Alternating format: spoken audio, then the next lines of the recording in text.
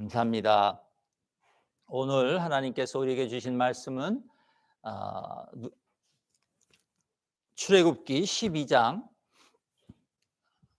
1절부터 12절 말씀입니다. 출애굽기 12장 1절부터 12절 말씀. 네, 다 펴신 줄 알고 우리 함께 읽어보겠습니다. 출애굽기 12장 1절부터 11절입니다.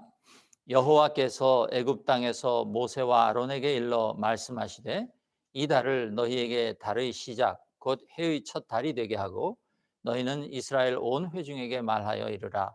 이 달 열흘에 너희 각자가 어린 양을 취할지니 각 가족대로 그 식구를 위하여 어린 양을 취하되 그 어린 양에 대하여 식구가 너무 적으면 그 집의 이웃과 함께 사람 수를 따라서 하나를 취하며 각 사람이 먹을 수 있는 분량에 따라서 너희 어린 양을 계산할 것이며 너희 어린 양은 흠없고 일련된 수컷으로 하되 양이나 염소 중에서 취하고 이달 열나흔 날까지 간직하였다가 해 질 때에 이스라엘 회중이 그 양을 잡고 그 피를 양을 먹을 집 좌우 문설주와 인방에 바르고 그 밤에 그 고기를 불에 구워 무교병과 쓴 나물과 아울러 먹되 날 것으로나 물에 삶아서 먹지 말고 머리와 다리와 내장을 다 불에 구워 먹고 아침까지 남겨두지 말며 아침까지 남은 것은 곧 불사르라. 너희는 그것을 이렇게 먹을지니 허리에 띠를 띠고 발에 신을 신고 손에 지팡이를 잡고 급히 먹으라. 이것이 여호와의 유월절이니라. 아멘. 네. 오늘 주님께서 주신 말씀 설교의 제목은 길 위에 있는 구원, 그렇게 제가 정해봤습니다. 이스라엘 백성들이 애굽을 떠나서 여호와 하나님을 예배할 수 있게 하라는 그 모세의 요구를 이집트 왕 바로가 끈질기게 거절했습니다. 9번이나 지금 그 모세를 통한 하나님의 요구를 어, 바로가 거절을 한 것이죠. 그 요구와 거절과 또 그래서 그로 인한 재앙, 이것이 지금 9번이나 반복이 되었습니다. 그때마다 그 큰 재앙을 당하면서도 바로는 고집을 꺾지 않았습니다.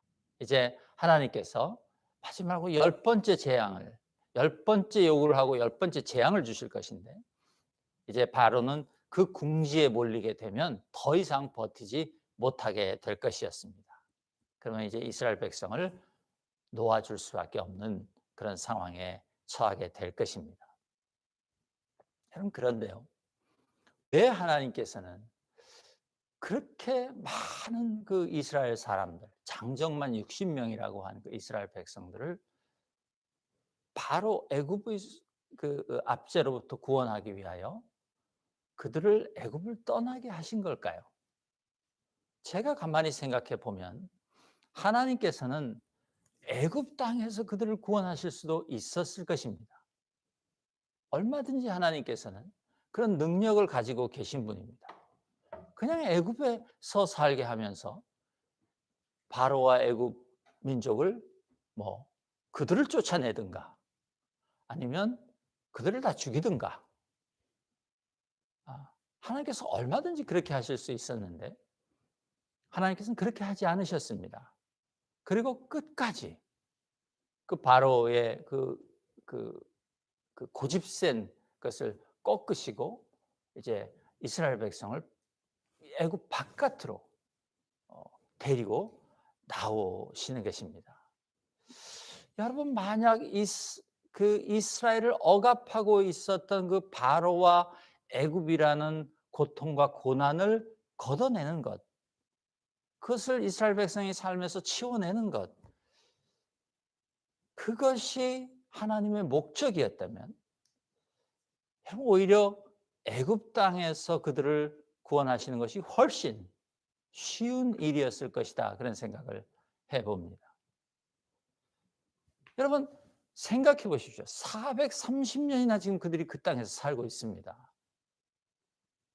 430년이나 살고 있었던 그 땅에서 그들을 그냥 살게 하시고 이스라엘을 핍박하는 애굽을 다 없애버리거나 혹은 그들을 다른 땅으로 옮기시면 될 것 같은데, 지금 하나님께서는 1년이라는 이 긴 시간 동안 바로와 씨름을 하고 계시는 것이에요. 싸움을 하고 계시는 것이에요. 여러분, 이스라엘 사람들은 어땠을까요? 그들은 그 애굽 땅을 떠나서 구원받기를 원했을까요? 아니면 애굽 땅에 그냥 머물러 있으면서 하나님의 구원이 임하여 바로와 이집트 사람들이 없어지는 걸 원했을까요? 예. 애굽 땅에 머물면서 원수가 사라지는 걸 원했을 것입니다. 보나마나. 예. 여러분, 430년을 살아온 터전을 다 버리고 그 땅을 떠난다는 것은요, 얼마나 세상적인 관점에서 보면 비상식적이고 비이성적인 일입니까? 여러분, 그것을 어떻게 구원이라고 할 수 있겠습니까?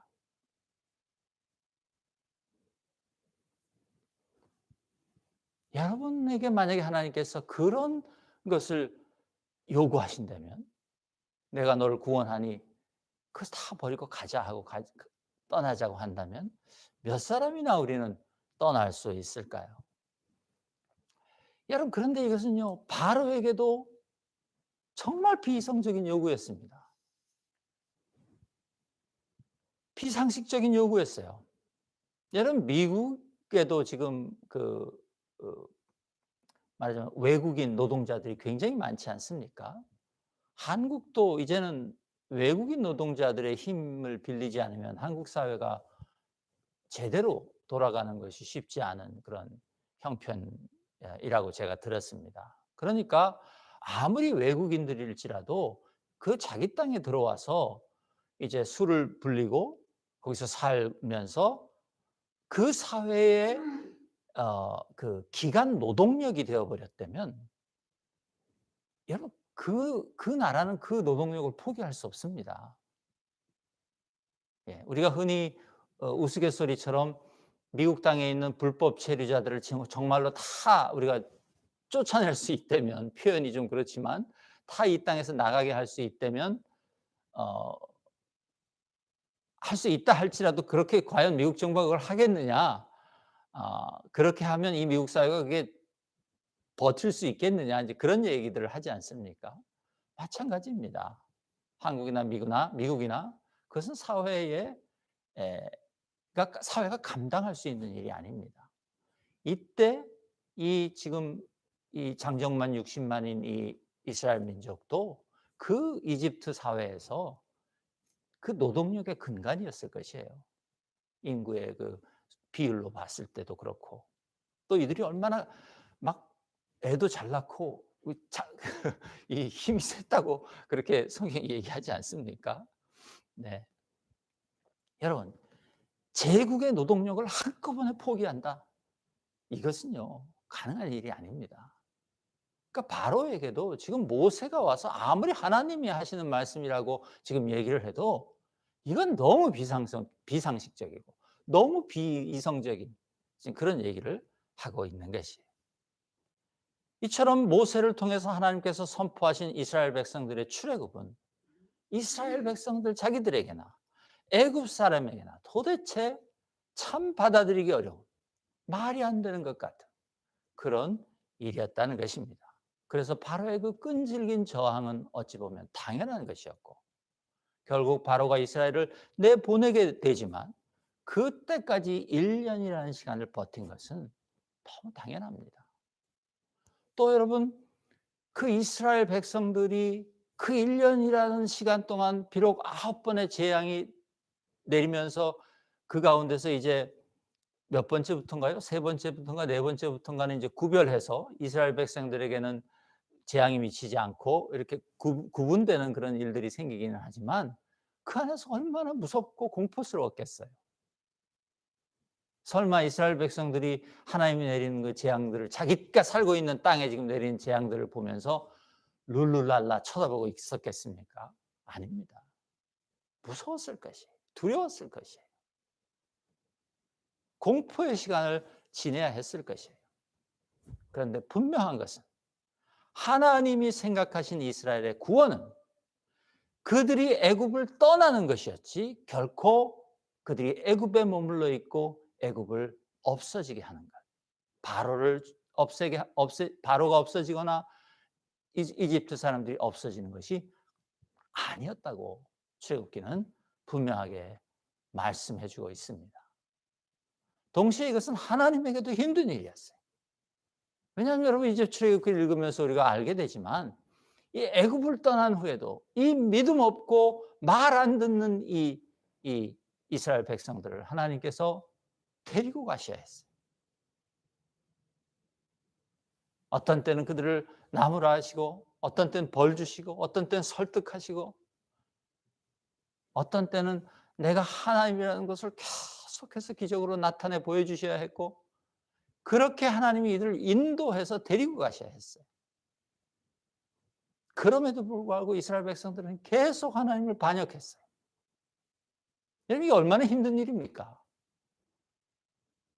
불평과 불만이 계속 하나님 앞에 쏟아지는데 그것을 참고 데리고 가셔야 했다 그 말이에요. 하나님은 당신 자신에게도 쉬운 길을 놔두고 어려운 길을 택하셨다 그렇게 보여집니다. 여러분 저는 오늘 이 말씀을 통하여 하나님은 이스라엘을 구원할 다른 방법이 있으셨음에도 불구하고 다시 말해서 출애굽을 하지 않아도 이스라엘이 당하고 있는 고난과 고통으로부터 구원하실 수 있었음에도 불구하고 왜 이토록 모두에게 어려운 일을 택하셨을까? 모두가 힘든 그 방법을 택하셨을까? 그것을 생각해 보고자 하는 것입니다. 이를 통하여서 하나님의 구원이란 무엇인가? 그래서 다시 한번 깨닫게 되는 그런 은혜가 저 여러분에게 있으시기를 축복하고 기도합니다. 여러분 제가요, 이제 보통 우리가 사는 세상에서 목사가 되기 위해서 신학교에 가서 공부하는 그 프로그램을 우리 한국말로는 뭐 신학 석사 과정이다 이렇게 얘기하지만 영어로는 Masters of Divinity 그렇게 말합니다. 그러니까 Master라는 것은 뭐예요? 장인이다 그 말이에요. 이제 능숙한 사람이다. 이제 뭘 마스터했다 그랬잖아요. 네. Divinity는 뭐냐면 신학이죠. 그러니까 이제 Masters of Divinity를 그 과정을 졸업하고 나면 그 학위가 주는 영어 이름만 가지고 보면 이제 신학에 통달한 사람이 되어 있는 것이에요. 신학에 통달해. 신학은 뭐예요? 하나님에 대한 학문 아닙니까? 그러니까 하나님에 대해서 통달했다는 뜻으로 그 학위를 주는 것이죠. 그런데 여러분 이것은 턱도 없는 이야기입니다. 제가 안 해봤으면 모르겠는데 해본 입장에서 제가 솔직하게 말씀드리는데 말도 안 되는 얘기예요. 물론 죄송합니다. 신학대학원만 졸업하고도 마스터가 되시는 분들이 있을 거라고 저는 생각합니다. 네. 그러나 대부분의 사람들에게는 해당되지 않는 이야기입니다. 박사학위는 좀 다를까요? 박사학위를 받으면 이제 좀 진짜 마스터가 될까요? 여러분 제가 젊었을 때 우리 한국에서 아주 젊은 시절에 제가 좋아하는 학자 중에 김용옥이라는 교수가 있었는데 그 양반이 학위가 굉장히 많은 사람입니다. 젊었을 때 한국에서는 고려대학에서 공부를 했고요. 그리고 대만대학에 가서 학위를 받았고 또 동경대학에 가서 학위를 받았고 또 하버드에 와서 또 박사 학위를 받았고 이래 학위가 굉장히 많은 분이에요. 그분이 자기가 하버드에서 공부할 때 자기 교수가 농담조로 그랬다 그래요. 너는 학위 콜렉터냐? 그렇게 농담을 했다 그래요. 근데 그분이 한국에 돌아와서 쓰신 첫 번째 논문이 있었는데요. 동양학에 대한 논문이었는데 아주 센세이셔널한 논문이었습니다. 거기에서 그분이 이런 말을 하셨어요. 박사학위가 뭐냐? 얘기를 하면서 박사학위는 절대로 그 분야를 통달해서 이제 더 배우거나 공부할 게 없다는 의미로 주는 학위가 아니다. 박사학위는 이제 당신이 그 분야의 공부를 시작할 수 있다라는 의미로 주는 학위이다. 그렇게 말했어요. 저는 박사학위를 안 했기 때문에 제가 말할 처지는 못 됩니다. 그러나 혹시 박사학위를 받으신 분이 이 설교를 듣는다면 용서하시기 바랍니다. 제 생각에도 그렇습니다. 박사학위를 받았다고 여러분 그 분야를 통달해서 나오는 것이 아닙니다. 이제 시작할 수 있는 것이에요. 전문적인 공부를 시작할 수 있는 것이. 그러므로 박사이든지 목사이든지 진짜 박사가 되고 진짜 목사가 되는 것은 학위를 받거나 안수를 받았다는 것으로 되는 것이 아니에요. 진짜 박사가 되고 진짜 목사가 되는 것은 이제 그 이후에 만들어져 가는 것입니다. 박사가 되어 가는 것이고 참된 목사가 되어 가는 것이에요. 세상의 이치도 여러분 그렇습니다. 여러분 이 세상에서 박사나 목사가 되는 것보다 훨씬 더 어렵고 중요한 것이 있습니다. 뭔지 아십니까? 그리스도인이 되는 것입니다. 왜 그리스도인이 박사가 되는 것보다 어려울까요? 박사는 아무나 할 수 있습니다. 공부만 하면. 그리스도인은 아무나 할 수 없습니다. 공부한다고 되는 것이 아니에요. 그리스도인은요, 남들이 못 보는 것을 보고 남들이 못 듣는 것을 듣는 사람들이 그리스도인들입니다. 박사는 자기 노력으로 될 수 있지만 그리스도인은 자기 노력만으로는 안 되는 것이 그리스도인이 되는 일입니다. 불가능해요. 그럼 왜 이게 또 더 중요한가? 여러분, 박사학위는요, 이 세상 몇십 년 써먹고 나면 무용지물입니다. 그런데 그리스도인이 되는 것은요, 영원한 가치를 가지는 일입니다. 영원히 써먹는 학위가 그리스도인이라는 학위예요. 아멘? 그런데 그 그리스도인은 공부가 아니라 믿음으로 되는 것이에요. 예수 그리스도께서 십자가에서 우리를 위하여 바치신 그 하나님 생명의 은혜를 믿음으로 받아들임으로 모두 그리스도인으로 불려질 수 있다고 말하는 것입니다. 그리고 믿음으로 그리스도인이 된 사람에게는 세상의 학위가 주는 그 영광이 좋게 따라올 수 없는 놀라운 구원이라는 선물이 주어진다고 성경이 증거합니다. 그리고 제가 말씀드리고 싶은 것은 그 구원이라는 학위도, 학위라고 말씀드렸죠. 선물도 박사 학위를 받은 사람이 이제 그 학위를 받았으므로 이제 비로소 박사가 되는 일이 시작되는 것처럼 그리스도인이라는 이름도 우리가 그리스도인이라는 이름을 받고 구원을 받은 그때부터 비로소 이제 그리스도인이 되어 가는 것입니다. 여러분 이 세상에는요 박사 학위는 가졌는데 정작 박사가 되지 못한 사람이 참 많습니다. 목사 안수는 받았는데 죄송합니다. 제 얘기를 하려니까 너무 부끄러워서 아직 목사가 되지 못한 사람이 얼마나 많습니까? 영원히 될 수 없겠지만 말이죠.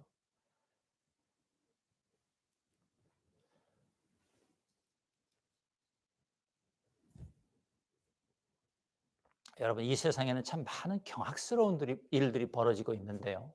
제가 미얀마를 위해서 기도한 것처럼 참 우리가 생각할 수 없는 그런 경악스러운 일들이 벌어집니다. 그런데 저는 그 수많은 경악스러운 일들 중에서 가장 비참한 경우가 교회에서 벌어진다고 생각합니다. 수십 년간 교회 생활을 했는데 아직도 예수 그리스도의 아름다움을 만나지 못한 분들이 있어요. 평생을 교회 생활을 하는데 아직도 하나님 은혜의 그 맛을 보지 못하는 분들이 있어요. 여러분 이것은 경악스러운 일입니다. 제 생각에. 여러분, 이처럼 더 비참하고 경악스러운 일이 이 세상에 없을 것이에요. 그런데 왜 이런 일이 일어날까요? 오래 교회를 다녔는데도 불구하고 왜 우리 주 예수 그리스도 안에 있는 그 아름다움을 만나지 못하고 그 하나님 은혜의 풍성함의 맛을 보지 못하고 여러분, 우리가 그렇게 살고 있는 것일까요? 저는 구원의 의미를 올바르게 깨닫지 못했기 때문이다, 그렇게 생각합니다.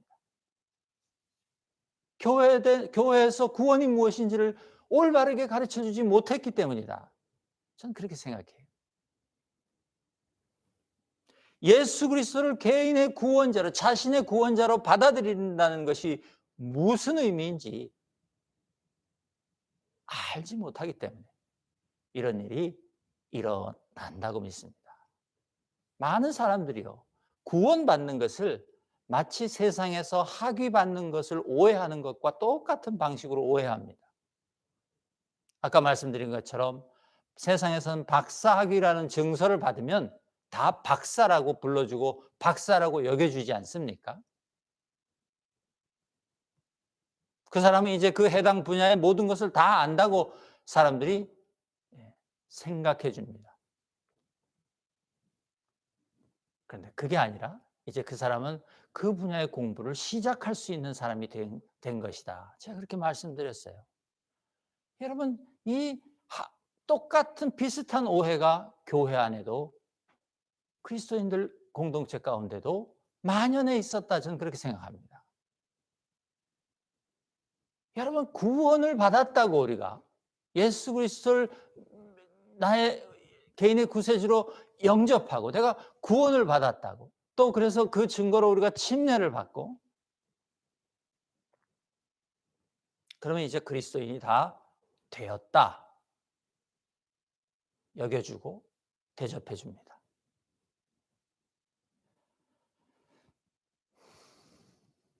여러분, 그렇지 않습니다. 예수 그리스도를 믿고 주님이 주신 구원을 우리가 받았다는 것은 이제 그리스도인의 삶을 시작할 수 있게 되었다는 의미입니다.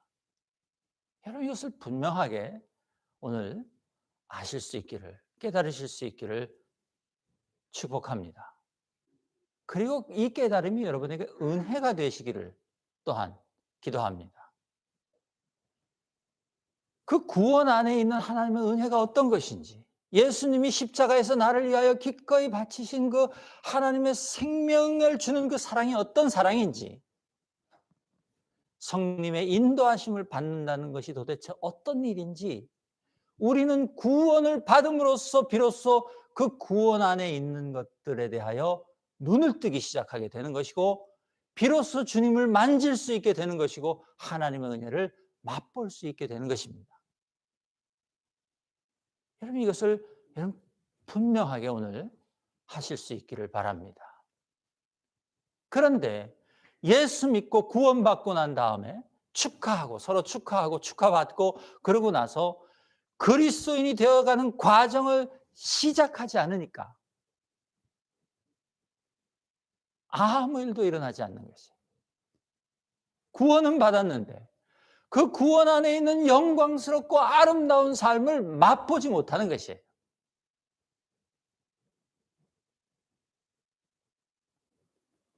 여러분, 구원은요, 나의 공로로 받는 것이 아니라 처음부터 끝까지 예수 그리스도의 은혜로 우리에게 주어진 것이 분명합니다. 그것은 진리입니다. 하지만 그 받은 구원을 맛보고 경험하는 것은 내가 하는 것입니다.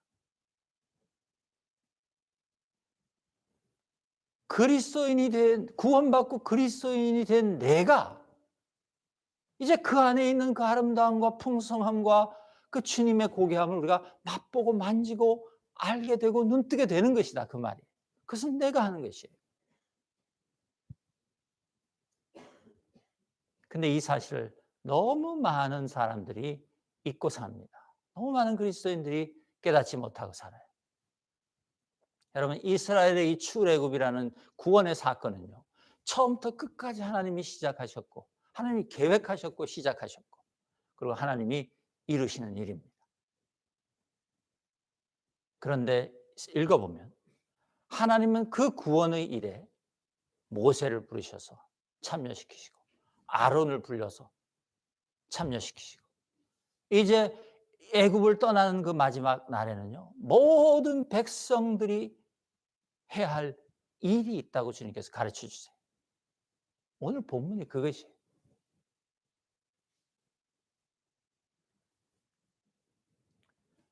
다시 말해서 출애굽은 그것이 하나님의 계획과 하나님의 역사였다는 측면에서 보면 이스라엘 백성들에게는 정말 수동적인 일이었습니다. 자기들이 할 수 있는 일이 아무것도 없는 수동적인 일이었어요. 그러나 그들이 그 하나님을 따라가야 한다는 측면에서 보면 이스라엘의 출애굽은 아주 능동적인 일일 수밖에 없었던 것이. 능동적으로 참여해야 되는 일이었던 것이. 다시 말하면 하나님의 계획과 역사하심을 따라서 하나님을 따라가는 과정이었다 그 말입니다. 출애굽이라는 것은. 여러분, 우리의 구원도 처음부터 끝까지 예수님이 하신 일입니다. 하지만 우리가 그 구원을 받고 그리스도인이 되어 가는 것은, 즉 주님을 따라가는 것은, 그리스도인이 되어 가는 것은 주님을 따라가는 것에 달려 있다 그 말이에요. 주님을 따라가야만 우리가 묶여 있는 애굽으로부터, 그 악한 종살이의 삶으로부터 벗어날 수 있게 되고 새로운 시간으로 들어갈 수 있게 되는 것이. 주님을 따라가지 않으면 주님을 제가 저의 개인의 구세주로 제가 영접합니다. 주님께서 저의 주인이십니다. 고백해 놓고 주님이 가시는데 따라가지 않으면 아무런 구원의 능력이 내 삶에 나타나지 않는 것이에요.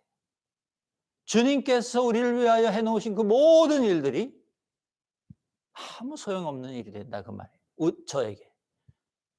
그 구원의 삶이 나타나지 않아요.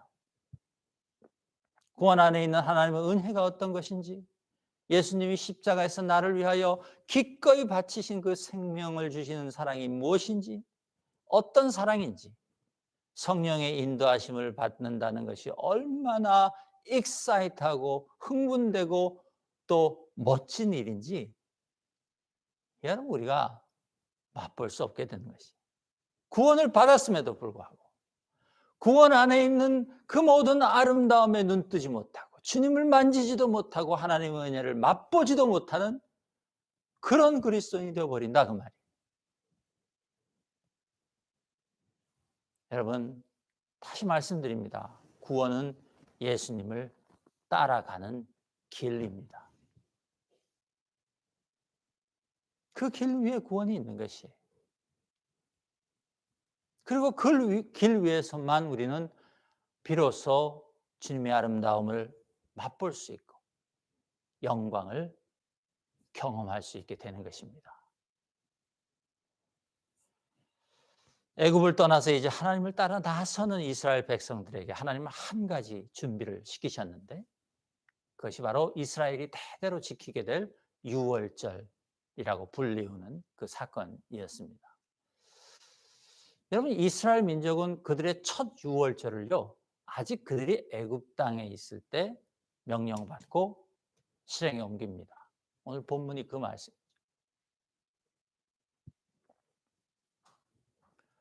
하나님은 그들에게 12장 4절에 보시면 너희는 이 날을 기념하여 여호와의 절기를 삼아 영원한 규례로 대대로 지킬지니라 그렇게 명령하셨어요. 그러니까 오늘 일어날 이 사건, 이제 그 유월절이라는 사건, 유월절의 사건이 여러분들이 무엇인지 다 아시니까 그것을 이제 기념하라고 하셨단 말이에요. 하나님께서 대대로 기념하라고 하신 것이에요. 유월절은 여러분 뭡니까? 구원이에요. 유월절은 구원의 상징이에요. 그러니까 하나님은 그들에게 구원을 기념하라 그렇게 말씀하신 것이에요. 유월절을 기념하라고 한 것은. 그런데 그 기념하라고 하신 그 유월절의 내용이 뭔가? 유월절에 하나님께서 뭘 하라고 하셨나? 다시 말해서 그 구원이라는 사건 속에서 이스라엘 백성들이 대대로 기념해야 될 것이 무엇인가? 그것을 마지막으로 살펴보고 오늘 말씀을 마칠 것입니다. 여러분,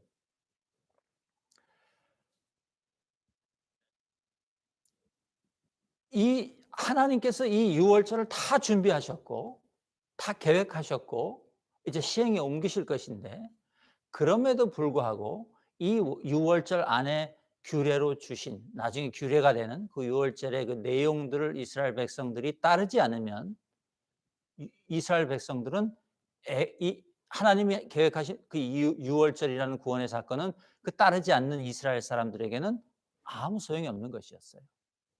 성경에 보면 그들이 그것을 지키지 않으면 애굽 사람들과 마찬가지로 모든 장자가 그 집에서는 죽을 것이었어요.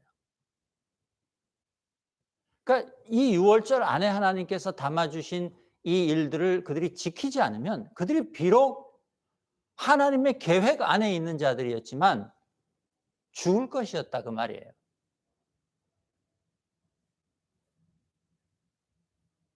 그러면서 이것은 절대절명의 명령인 것입니다. 절체절명의 명령인 것이에요. 무슨 내용, 명령을 주셨습니까? 어린 양을 잡아 먹으라는 것이. 먹되 남김없이 다 먹어야 했어요. 남기지 않아야 했어요. 그리고 어린 양의 피를 그 집의 좌우 문설주와 인방에 발라야 했어요. 그런데 그 어린 양을 구워서 먹되 허리에 띠를 띠고 발에 신을 신고 손에 지팡이를 잡고 급히 먹으라 그렇게 말씀하셨어요. 무슨 말씀이에요? 길을 떠날 준비를 다 하고 먹으라 그 말이죠. 하나님을 따라 나설 준비를 다 하고 그 어린 양을 먹으라 그 말이에요. 그러니까 그 어린 양을 먹는 그 자체는, 유월절의 핵심인 그 어린 양을 먹는 그 자체는 하나님을 따라 떠나는 준비를 하는 것이었다 그 말이에요.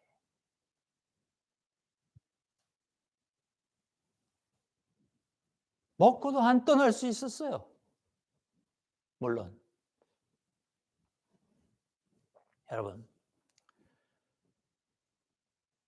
그들이 어린 양을 잡아먹고 한 그 모든 행위들, 그것이 다, 그것을 다 했다 할지라도 길을 떠나지 않았으면 아무 소용이 없는 일이었다 그 말이에요. 왜냐하면 구원은 그들이 하나님을 따라 떠나는 길 위에 있을 것이지, 어린 양을 잡아먹고 그 애굽 자기 집에 머물러 있으면 아무 소용이 없었다 그 말이에요. 그렇다면 지금 하나님께서 기념하라고 하신, 이스라엘 백성들에게 기념하라고 얘기하신 그 유월절은 뭘 기념하라는 것일까요? 떠나는 것을 기념하라는 걸 말씀하신 것입니다. 너희들이 애굽을 떠났어야 했다라는 것을 기념하라는 것이에요. 물론 그들이 애굽을 그냥 떠나면 안 됐어요. 거기에는 구원이 없어요. 어린 양을 잡아먹는 그것이 있어야 해요. 또 비록 이제 자기가 버리고 떠날 집이었지만 그 집의 좌우 문설주와 인방에 그 어린 양의 피를 발랐어야 했어요.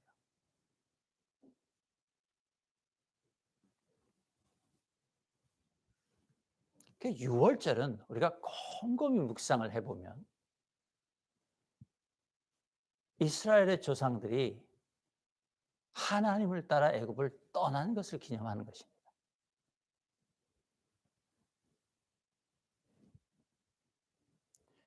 그것을 기념하면서 이스라엘은 그들의 삶에서 언제라도 하나님을 따라 떠나는 삶을 살아야 했던 것이에요.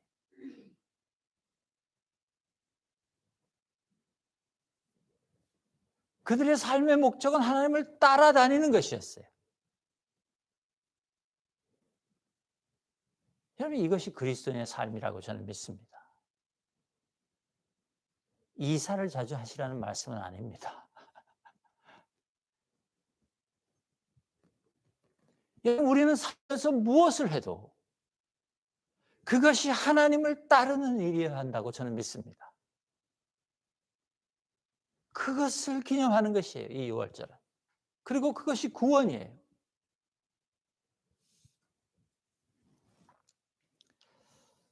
여러분, 이제 우리 코비드 19이라는 이 전대미문의 사건이 이제 끝나간다고 저는 소망을 하고 있습니다. 전 세계 각지에서는 아직도 많은 그런 고통받는 사람들이 있지만 끝나간다고 믿습니다. 코비드 19이라는 우리 인생의 애굽살이가, 종살이가 이제 끝나가는 것 같아요. 여러분, 이 큰 팬데믹으로부터 정말 80 노인도 평생에 이런 일을 못 겪어봤다고 말씀하셨던 이런 사건. 이 팬데믹으로부터 구원해 주시는 하나님의 은혜가 임할 때, 여러분, 우리가 무엇을 어떻게, 그 시간을 우리가 무엇을 어떻게 준비해야 할까? 여러분, 이 팬데믹이 끝나는 시간을 여러분의 유월절로 삼으실 수 있기를 주님의 이름으로 축복합니다. 여러분, 성도와 교회는 하나님을 따라다니는 자들이에요.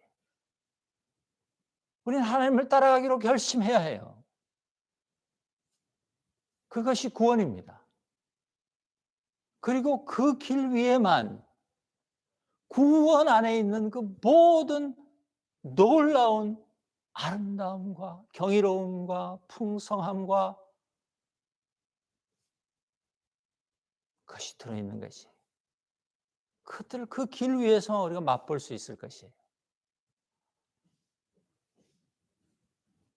여러분, 우리의 생각을 버려야 합니다. 아니, 하나님께서는 우리를 애굽에 놔두고 바로를 없애주시면 될 것인데 왜 우리를 굳이 이 430년을 살았던 이 땅에서 나가라고 하시는가? 왜 거기를 나가자고 하시는가?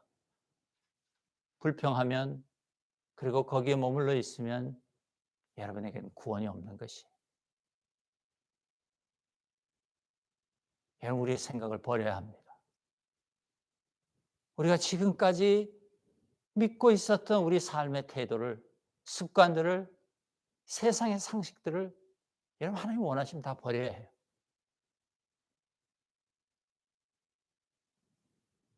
기존의 전통도 필요하면 다 바꿔야 합니다. 교회는 이렇게 하는 것인데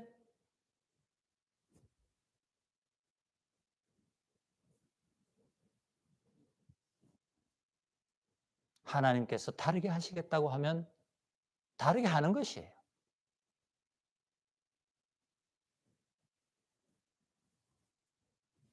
우리는 앞으로 하나님께서 교회를 어떻게 인도하실지 모릅니다.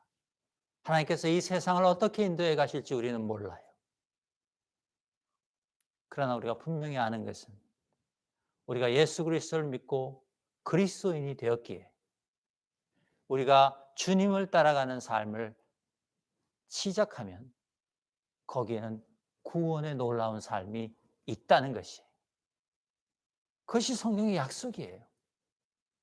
아니, 거기에만, 그 길 위에만 그 구원 안에 있는 놀라운 풍성함과 아름다움이 있다는 것이에요. 여러분, 이 진리를 꼭 붙잡으시기를 주님의 이름으로 축복합니다. 여러분, 삶을 우리 한 사람 한 사람 자기 삶을 돌아보시고 정말 나는 그리스도인이라는 이름을 가졌지만 내가 주님을 따라가고 있는지 여러분 확인하셔야 돼요. 그리고 혹시 인생의 큰 낭패와 절망스러운 일들 때문에 우리가 예수님, 우리 주님을 따라가는 것을 잠시 멈추고 있었다면 여러분 다시 일어나셔서 따라가실 수 있기를 주님의 이름으로 축복합니다. 혹시 여러분 지금까지 교회 생활을 그토록 오랫동안 했지만 구원을 그리스도인이 된다는 것이 예수 그리스도를 믿고 영접하고 이제 구원받았으니 이제 내가 그리스도인이 된 것이라고 여러분 그렇게 믿고 사셨다면 제가 여러분에게 다시 한번 권면합니다. 맞습니다. 여러분이 그리스도인이 되셨습니다. 그러나 그리스도인이 되어 가는 일을 멈추시면 여러분이 누려야 할 구원의 기쁨과 그 구원 안에 있는 놀라운 아름다움들도 멈추게 된다는 사실을 여러분 기억하실 수 있기를 축복합니다. 우리 이제 우리를 위하여 모든 일을 계획하시고 우리를 구원하신 우리 주님께서 지금도 우리를 데리고 가기를 원하시는데 여러분 이제 우리 새로운 팬데믹이 끝나고 새로운 시간 속으로 들어가면서 우리 다 함께 정말 제가 하나님 따라가기를 원합니다. 정말 우리 주님, 제가 주님을 따라 이제 그 길을 가기를 원합니다. 우리 고백하시고 실제로 그렇게 주님을 따라가는 삶 사시면서 세상은 아무도 모르고 박사학위를 가져도 알 수 없고 대통령이 되어도 알 수 없고 오직 그리스도인만이 알 수 있는 그 놀라운 삶의 기적과 축복들을 함께 누리면서 사실 수 있게 되기를 바라고 기도합니다. 이것은 엄목사의 설교가 아니라 성경의 약속입니다. 붙잡으시고 우리 한번 그렇게 다 같이 한 몸이 되어 살아보는 그런 저와 여러분들 되실 수 있게